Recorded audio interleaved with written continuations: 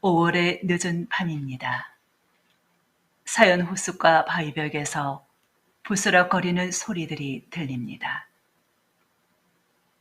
잠에서 막 깨어난 고래들입니다. 바위벽에서 고래들이 호수로 첨벙첨벙 떨어져 내립니다. 그 속에 엄마 귀신 고래와 아기 귀신 고래도 있습니다. 엄마, 여기가 어디예요? 호수란다. 그런데 엄마, 우리가 언제부터 여기에서 살게 된 거예요? 그것도 바위에서요. 아주 오랜 옛날부터지.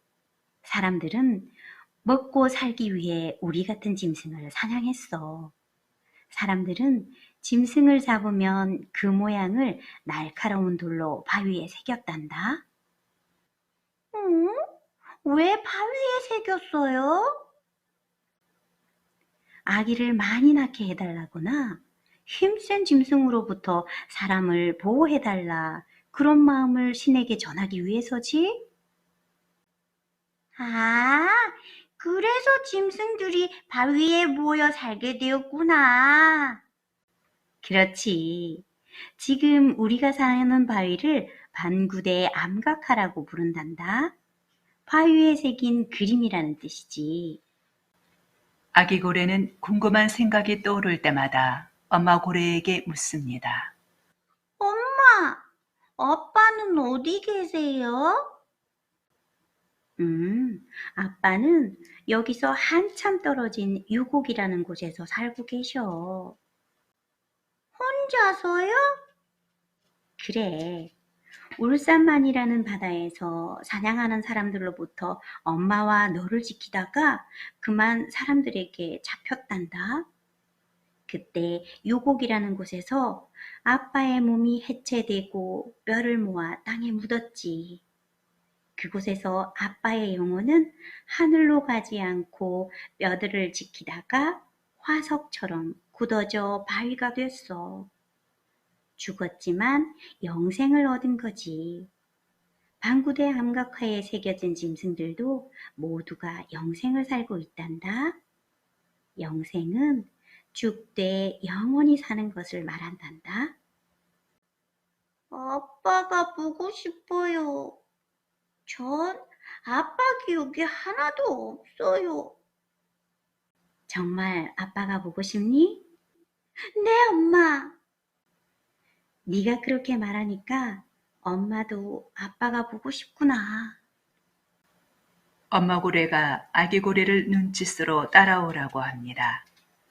수면을 헤치고 나아가더니 호수의 뚝을 넘습니다. 이내 뚝 아래에서 풍덩 하는 소리가 들립니다. 잠시 망설이다가 아기 고래도 엄마 뒤를 따릅니다. 엄마 고래가 아기 고래를 데리고 물소리를 따라갑니다. 여기가 태화강이란다. 태화강은 아주 먼 옛날부터 여기에 있었어. 네가 있던 호수의 이름은 대곡천이라고 부르는데 그 물길이 흘러와서 이 태화강에서 만나지. 엄마 고래와 아기 고래가 선바위 근처에 왔을 때입니다. 새벽이 오고 있었습니다. 눈앞에 산 같은 바위가 나타났습니다. 엄마, 저기 우뚝 솟은 바위는 뭐예요? 여기엔 아주 애틋한 전설이 담겨 있단다. 어떤 전설인데요? 옛날 이 강가 마을에 한 처녀를 짝사랑한 젊은이가 살고 있었는데 어느 여름날 선바위 근처에서 사랑하는 처녀가 빨래를 하고 있었어. 때마침 폭우가 엄청나게 쏟아지고 큰 바위 하나가 떠내려왔는데 그 바위가 처녀를 덮친 거야. 그것을 본 젊은이가 처녀를 구하려고 물속으로 뛰어들었지. 하지만 힘이 붙여서 처녀와 함께 그만 물속으로 휩쓸려 들어가 죽고 말았어. 세월이 지나고 두 사람이 죽은 자리에서 바위가 죽순 자라듯 우뚝 솟아났는데 그게 바로 저 선바위야. 엄마 고래가 잠시 말을 멈추고 아빠 고래에게 초음파를 보내기 시작했습니다. 이렇게 머리로 소리를 보내면 지방으로 이루어진 아빠의 아래턱에서 엄마의 소리를 받는단다. 그걸 반향이라고 하는데 물속에서 특히 잘 전달되지. 엄마의 소리를 아빠가 들었겠네요? 그렇지. 오, 아빠가 엄마의 소리를 들은 모양이야. 벌써 소리가 오는데? 선바위를 지나자 물가에는 찬물로 세수한 듯한 풀들이 무성하고 풀잎에 맺힌 이슬들은 햇살을 받아 반짝입니다. 물속에는 물고기들이 떼지어 다니고 자갈돌들이 모래알과 부닥쳐 사각거립니다. 이곳은 구라라는 곳인데 강이 굽었다고 해서 붙여진 이름이야. 옛날에는 이곳까지 바닷물이 들어오고 경치가 아름다워 엄마와 같은 고래들이 자주 놀러 오곤 했지. 엄마 고래와 아기 고래는 부지런히 물길을 따라 내려갔습니다.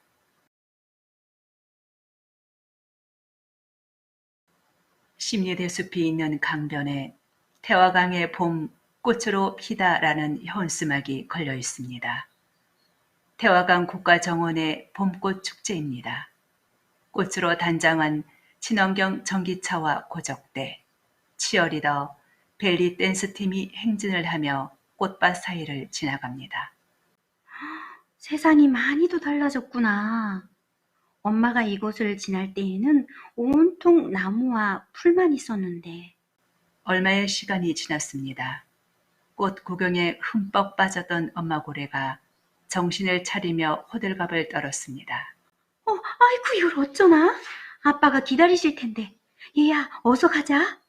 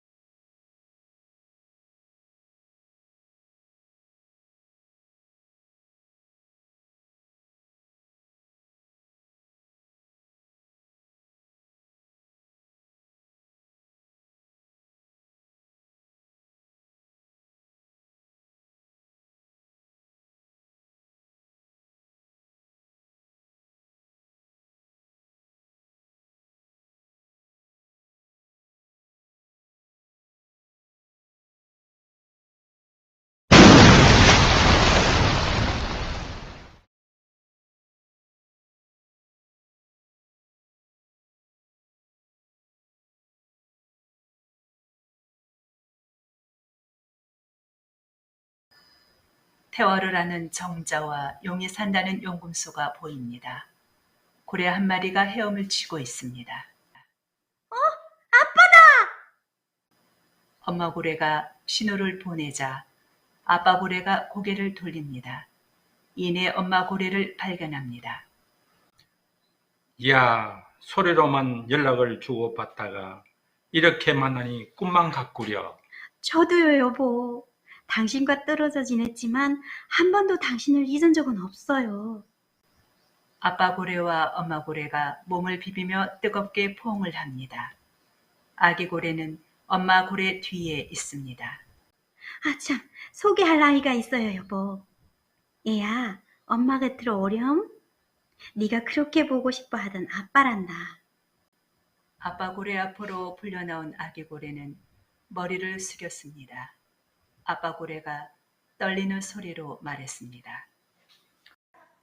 오처커에서 울산의 장생포 바다로 들어와 너를 낳고 엄마와 아빠가 평화라는 뜻의 피스라는 이름을 지어주었단다. 맞아요. 너무나 귀엽고 사랑스러워 그렇게 이름을 지어주었지요. 얘야, 고개를 들어 아빠를 보렴. 아빠 고래의 묵직한 소리에 아기 고래가 고개를 들었습니다. 신 같은 아빠가 눈앞에 계셨습니다. 반갑구나, 피스. 그러나 이름보다 중요한 것이 있단다. 내가 귀신고래의 후손이라는 사실이다. 아빠 고래는 아기 고래의 주위를 돌면서 요모조모를 세심하게 살핍니다. 피스, 아주 듬직하게 자랐구나. 여보, 당신이 고생했소. 아이를 키우는 일이 쉽지 않았을 텐데. 여보, 고맙소. 아빠 고래가 꼬리를 틀며 천천히 원을 그립니다. 아빠 고래는 아주 기분이 흡족한 표정입니다. 그나저나 이 강도 몰라보게 변했어. 옛날에는 저기 저 강둑까지 물이 찼었는데 그때는 구라와 고경까지도 물이 넘쳤어요. 지금은 강물도 줄고 주변의 풍경도 많이 변해버렸네요. 하기야 저기 저 낯선 다리도 그렇고 태화루라는 그물도 그렇고 우리가 이곳을 드나들던 시절에는 전혀 본 적이 없는 것들이야. 때마침 하늘에 고래를 닮은 구름이 고래 가족의 머리 위에 떠 있습니다.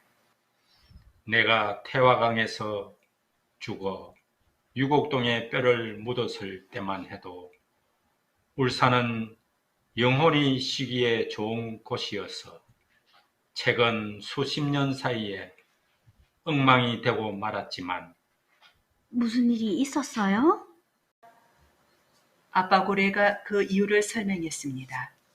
산업도시가 되면서 울산의 산과 들과 강과 마을이 빠르게 파괴됐습니다.